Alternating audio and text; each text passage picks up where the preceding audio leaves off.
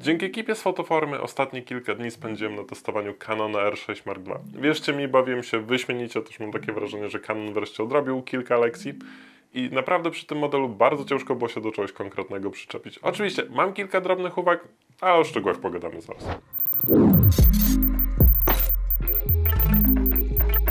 Standardowo zaczynamy od ceny, która według mnie jest całkiem przyzwoita, biorąc pod uwagę fakt, co dany model oferuje oraz specyfikację. Swego czasu również widziałem całą masę porównań do modelu Sony A7 IV, więc jeżeli bylibyście zainteresowani tego typu materiałem, dajcie znać w komentarzach. Designowo dostajemy dobrze znaną nam konstrukcję, która uległa delikatnemu liftingowi. W miejscu włącznika, który teraz będzie znajdował się po prawej stronie, mamy switcha do zmiany trybów, czyli możemy przełączać pomiędzy filmowaniem a robieniem zdjęć. Z perspektywy użytkownika R5 jest to chwilowo mylące, jednak tak po kilku godzinach wydaje mi się, że można się do tego przyzwyczaić. Kolejną nowością jest smart stopka z modelu R3, do której będziemy mogli podpiąć bezprzewodowy mikrofon albo na przykład adapter XLR. Joystick również dostał delikatny upgrade i jeżeli miałbym go porównać do tego z modelu R5 czy R6, to w nowej generacji działa on zdecydowanie szybciej, też poruszanie się po menu jest na pewno dużo płynniejsze. Na plus będzie również możliwość stworzenia 3 osobnych trybów do nagrywania filmów. W poprzedniej generacji niestety takiej opcji nie mieliśmy i sam proces momentami niestety, ale się przedłużył. Tutaj zajmuje to dosłownie kilka sekund. Przechodzimy do tego, co wszystkich najbardziej interesuje, czyli jak radzi sobie nowa matryca o rozdzielczości 24 megapikseli. Dla Waszej informacji w czasie testów używam 3 obiektywów z mocowaniem RF i były to 15-35, 28-70 oraz 70-200. To, co mnie powaliło przy fotografowaniu, to oczywiście prędkość zdjęć seryjnych. Jako użytkownik R5 stwierdzam, że ona chwilowo zostaje w tyle i miałem już taki moment, że na poważnie zacząłem się zastanawiać nad zakupem R6 Mark II. Tylko, tutaj jest jedna bardzo istotna kwestia, o której trzeba pamiętać, a mianowicie, jeżeli używacie elektronicznej migawki, no to wiadomo, że mogą pojawić się nam zniekształcenia. Wiadomo, nie będą one wyglądały w jakiś sposób tragiczne, jednak gdzieś z tyłu głowy trzeba to mieć. Za to jest jeszcze jedna bardzo istotna funkcja, o której muszę tutaj powiedzieć, a mianowicie funkcja buforowania, która super sprawdza się przy przyrodzie, wydarzeniach sportowych czy różnego rodzaju eventach, ponieważ tutaj można uchwycić każdy, nawet najmniejszy ruch.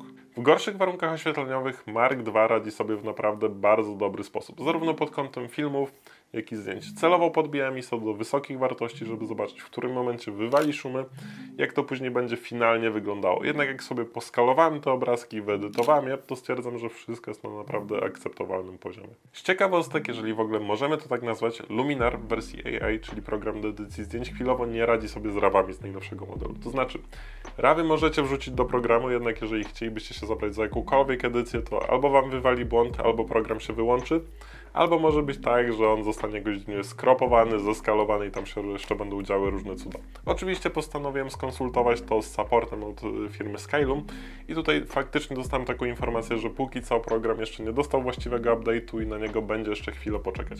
Jeżeli jednak ktoś by chciał w dalszym ciągu edytować te zdjęcia w Luminarze, no to wiadomo, wtedy musimy się posiłkować konwerterem z Adobe. Autofokus w przypadku Canona działa w genialny sposób. Przy R-kach w ogóle nie można na ten temat powiedzieć złego słowa. W nowym modelu dostajemy wszystko to, co najlepsze, ponieważ dostajemy tutaj funkcję z modelu R3, czyli rozpoznawanie człowieka, rozpoznawanie pojazdów, rozpoznawanie zwierząt. Jest również jedna bardzo fajna nowość, a mianowicie tryb automatyczny, z którego chyba korzystam przez 50% czasu i wierzcie mi, jest to naprawdę wygodne. Oczywiście zawsze można tak, że stworzycie sobie 3 osobne tryby, plus jeszcze jest do tego manual, jednak w przypadku tej funkcji jest to naprawdę bardzo wygodne. Przy nagrywaniu Max to 4K 60 klatek, z których później będziemy mogli zrobić jakąś namiastkę slow motion. Nie mamy żadnego cropa, nie ma również limitu nagrywania, za co jest bardzo duży plus. Czyli nagrywamy do momentu, aż padnie nam bateria, zapchamy kartę ewentualnie, jak przegrzeje się aparat. I to jest w ogóle temat na osobny film. Jeżeli ktoś nie chce czekać na testy tego typu w moim wykonaniu, to odsyłam Was do tego gościa, ponieważ on zrobił naprawdę świetny materiał na ten temat. Jakościowo plikom nagranym w 4K nie można zarzucić zbyt wiele, wręcz pokusiłbym się o stwierdzenie, że wypadają one wyśmienicie i na spokojnie później je można wyskalować o dobre 50% i ten obrazek nie traci zbytnio na jakości. W moim przypadku wygląda to tak, że całość jest nagrywana w C-Logu trójce, ponieważ w ten sposób wyciągniemy również z tego modelu 10 bitów.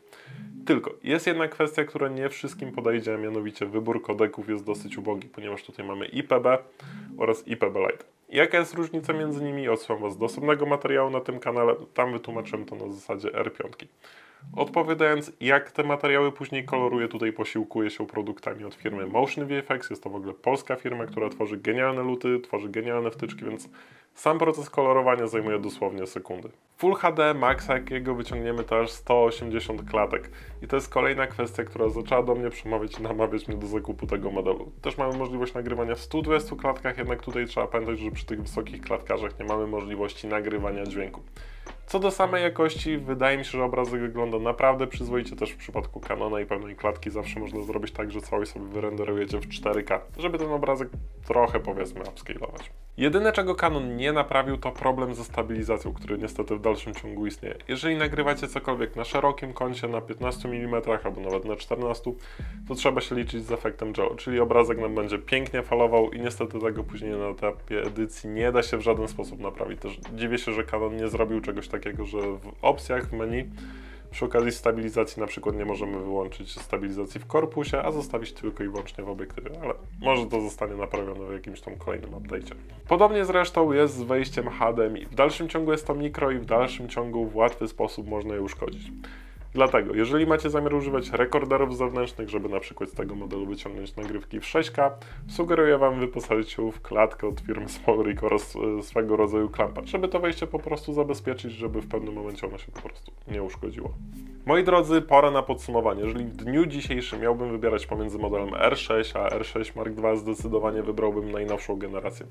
Według mnie Canon odrobił kilka lekcji i posłuchał wreszcie użytkowników i stworzył genialny sprzęt zarówno dla fotografów, jak i filmowców. Z perspektywy osoby, która na co dzień używa R5, jest to naprawdę świetny sprzęt, jeżeli miałbym go używać, załóżmy, jako backupu, zarówno do filmów, jak i zdjęć. Jedyne ograniczenia to dla mnie dosyć ubogi wybór kodeków oraz brak możliwości nagrywania w 4K w 120 klatkach, ale wiadomo, nie każdy użytkownik to potrzebuje. Jeżeli będziecie mieli jakiekolwiek pytania, piszcie śmiało, się postaram na wszystko odpowiedzieć i widzimy się wkrótce. Do zobaczenia.